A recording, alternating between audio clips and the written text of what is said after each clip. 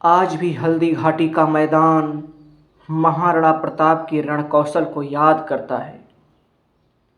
महाराणा प्रताप की लड़ाई और अकबर बादशाह की लड़ाई महानतम सर्वगाथाओं में से एक है। अकबर के तलवारों के आगे पूरा भारत देश नतमस्तक हो चुका था। अनगिनत राजे रजवाड़ों के ताज अकबर के कदमों में गिरे हुए थे, लेकिन अकबर का मेवाड़ विजय का स्वप्न आज भी अधूरा था। अकबर ने कई प्रयास किया, लेकिन राजपूताना स्वाभिमान के आगे सब विफल हो गया। अब महाराणा प्रताप और अकबर के बीच युद्ध निश्चित हो गया था। 1576 ईस्वी में उदयपुर से 40 किलोमीटर दूर हल्दी घाटी के मैदान में महाराणा प्रताप की सेना और अकबर की सेना डट गए। ऐसा युद्ध हुआ कि हल्दी घाटी की मिट्टी रक्त से लाल हो गई। हल्दी घाटी में महाराणा प्रताप ने अपने भाले का इतिहास रच दिया। आज से 500 साल पहले दिल्ली की सत्ता पर मुग़ल सल्तनत का परचम बुलंद हो चुका था और इसके बाद सत्ता के सिंहासन पर अकबर की हुकूमत थी। अकबर विस्तारवादी बादशाह था। शुरुआत से ही अकबर ने आसपास के राज्यों को मुग़ल सल्तनत के झंडे के नीचे लाने का प्रयास शुरू कर दिया। पूर्व को जीतने के बाद अकबर ने अपने पश्चिम अभियान में राजपूताना ध्वज न फहराने की शपथ ली। इसी के तहत राजपूताने में सबसे पहले आमेर की रियासत ने अपनी पगड़ी उतारकर अकबर के कदमों में रख दी और मुग़ल सत्ता को स्वीकार कर लिया। फिर बाद में छोटी बड़ी रियासतों ने भी मुग़ल सत्ता को स्वीकार कर लिया। समय था 28 फरवरी 1572 को महाराणा हुकुम ने मेवाड़ की गद्दी संभाली। इस समय मेवाड़ की स्थिति बहुत खराब थी। इस समय भारत के बड़े भूभाग पर मुग़लों का अधिकार हो चुका था, जिसमें चित्तौड़ भी शामिल था, और अकबर बचे हुए मेवाड़ के इलाके पर भी अपना अधिकार चाहता था। महाराणा प्रताप राजा बनते ही अपने समस्त सरदारों को बुलाया और कहा, रघुकुल मान सदैव ऊंचा रहेगा। मेवाड़ की छाती पर लहराता ध्वज हमारा कलेजा चीर देता है और बहुत जल्द हवाओं का रुख बदलेगा। मेवाड़ पर केसरिया ध्वज बड़े शान से लहराएगा। मेवाड़ का भविष्य जरूर चमकेगा। मैं शपथ लेता हूँ, जब तक मेवाड़ को पूरी तरह स्वतंत्र नहीं करूँगा, तब तक मैं शांत नहीं बैठूँगा। राजमहलों में नहीं रहूँगा, पलंग पर नहीं सोऊंगा, सोने चांदी के बर्तनों में भोजन नहीं करूँगा। मेरे वीरों, स्वाभिमान की दहाड़ से हमारा टकराव विशाल फौज से होगा। तैयार हो जाओ। सभी ने प्रतिघात के स्वर में अपनी अपनी तलवारें लहराईं। पूरा दरबार महाराणा प्रताप के जयकारों से गूंज उठा। उन्होंने युद्ध के लिए भीलों की एक बड़ी सेना गठित की। लोहारों को हथियार के जखीरे बनाने का काम सौंपा गया। हुक्म द्वारा सेना निर्माण की सूचना अकबर तक पहुंचने लगी। अकबर ने महाराणा प्रताप से अपनी स्वाधीनता स्वीकार करने का पूरा प्रयास किया, लेकिन महाराणा प्रताप के आगे सब विफल हो गया।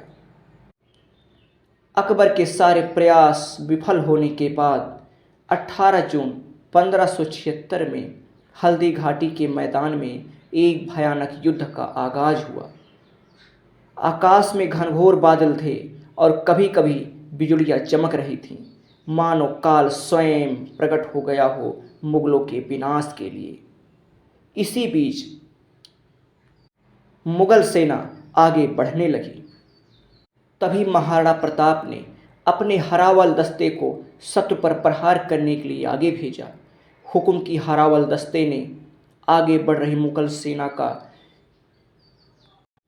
विनाश कर दिया। इस घनघोर हमले से मुगल सेना में भगदड़ मच गई। अब मुगल सेना और मेवाड़ सेना आमने सामने थीं। तभी वीर विराट हिंदुआ सूरज ने अपने हथियारों के साथ युद्ध भूमि में प्रवेश किया।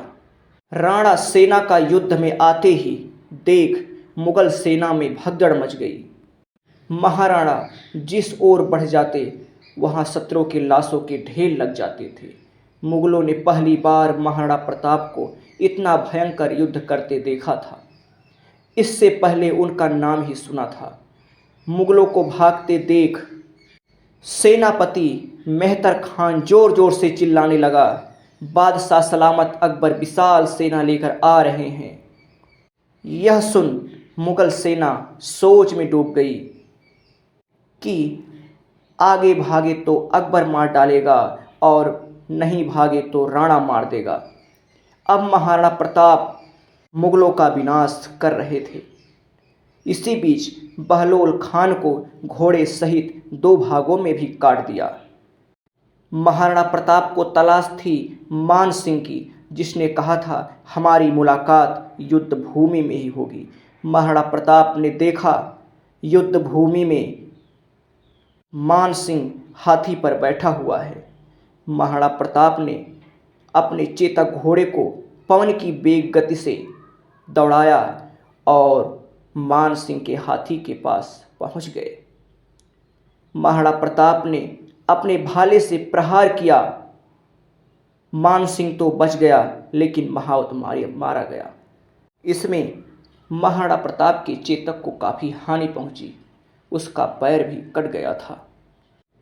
महाराणा प्रताप का पूरा शरीर खून से लथपथ हो चुका था।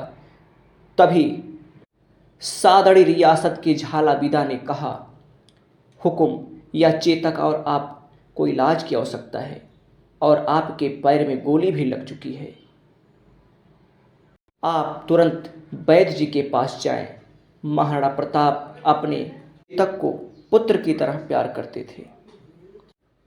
महाराणा प्रताप ने झालाविदा को मेवाड़ का राज छत्र दिया और बोले, सेना को पूरा नेतृत्व देना और घोड़े पर सवार होकर युद्ध को पूरी तरह पहाड़ियों की तरफ मोड़ लिया।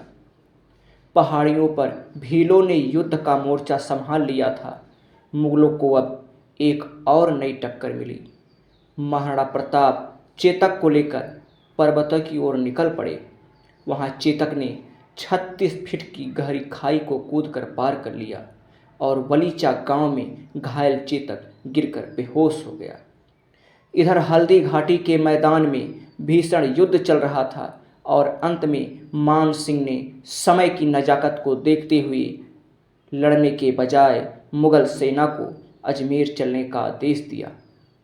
अकबर की इस विशाल संपन्न सेना का गर्व मेवाड़ी सेना ने मिट्टी में मिला दिया और इस प्रकार हल्दी घाटी का युद्ध का परिणाम महाराणा प्रताप के पक्ष में गया।